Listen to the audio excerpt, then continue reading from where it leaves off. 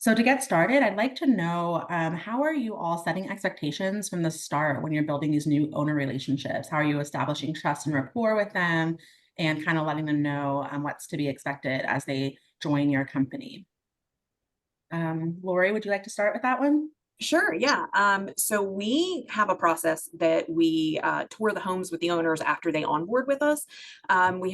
We call them property coordinators. They're essentially a property manager, but they're the primary point of contact for the homeowner. And so as soon as possible, we set up that on-site meeting and do a walkthrough of the home, get to understand pet peeves, maybe if there's something that's of sentimental value in the home that we need to keep an extra eye on.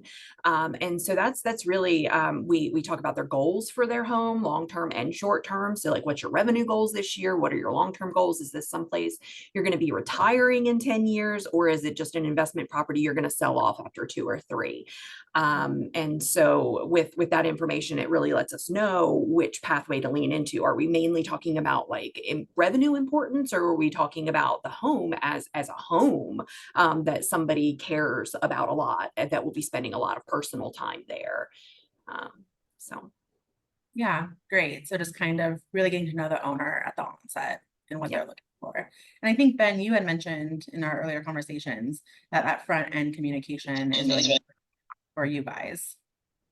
Yeah, we spend a lot of time trying to establish a foundation with the homeowner where we take our business very seriously. So we are trying to establish the professional partner relationship. One thing, there's no shortage of great discussion points to have with the homeowner, but what we don't do is we don't establish a relationship predicated on price. And I'm going to kind of veer off script here and tell you what not to do. Too many vacation rental managers in the industry establish a relationship based upon price, where it's a discount commission structure or some type of guarantee or what have you. Once you establish a relationship predicated on price, it's always about price, and that really negates the goal of having owners on your program for an extended period of time. We have a really long tenure of homeowners because we treat them as partners. We honestly, as hokey as it sounds, try to treat the property as if it's ours. Be their advocate in a lot of cases. So, I'm sitting in Destin, Florida right now, and we're just inundated with new entrants to the marketplace who think they have a better mousetrap doing it at cut rate commissions, and they either go out of business or they have to literally double their fee structure moving forward. And it's just not conducive to a sustainable business operation. Yeah, I completely agree. I have a pretty hard line on not negotiating on commission. And it's not because I don't think the homeowner is worth it or the house is worth it or anything like that. It's really about what is the expectation. Our value is not in our price, or our value exceeds our price, I should say. And I found that the owners where you do that negotiation tend to try to negotiate every point from then on, and it doesn't establish like a very strong foundation from the beginning. So I totally hear you on that, Ben. Kevin, what about you? I look at when I'm vetting a new owner, I immediately try to identify, is this an investor owner or a familial owner? Because we have two types here.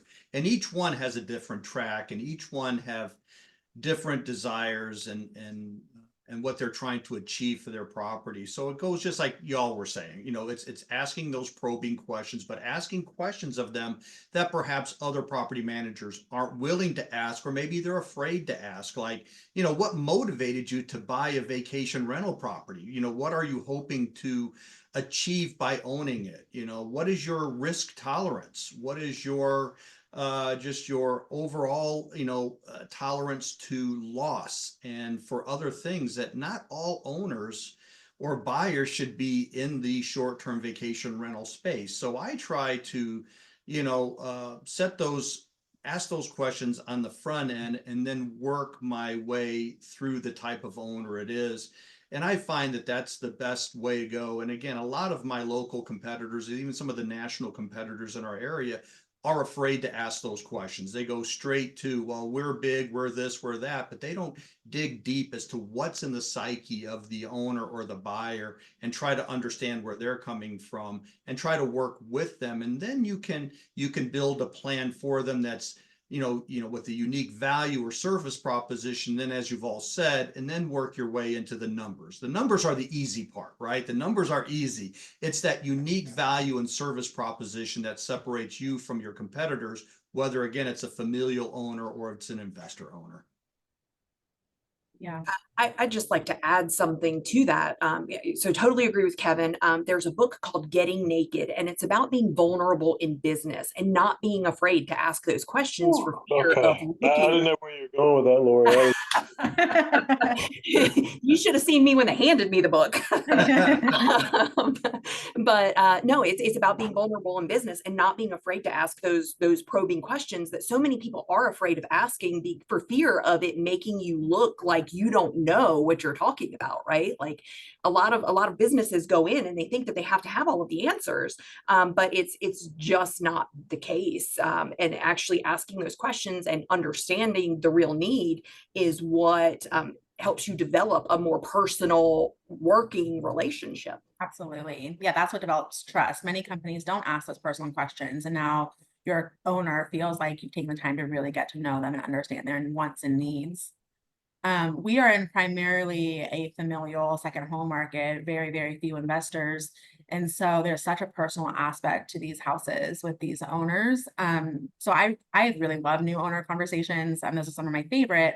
And partly because it's where I do get to set the expectations. And especially when it's so personal, I'm not afraid to have a hard conversation. I'm not afraid to say something about what they can expect that might make them not want to sign up with us or choose not to rent their home. That's for the better, because those are even harder conversations to have later when you're defensive, right? When they come home and the spatula's in the wrong drawer and they're freaking out and you didn't tell them about the kitchen chaos that they're going to expect. Whereas, an investor mindset's a little bit different. And so taking that time at the beginning to have that hard conversation just sets everyone up for success.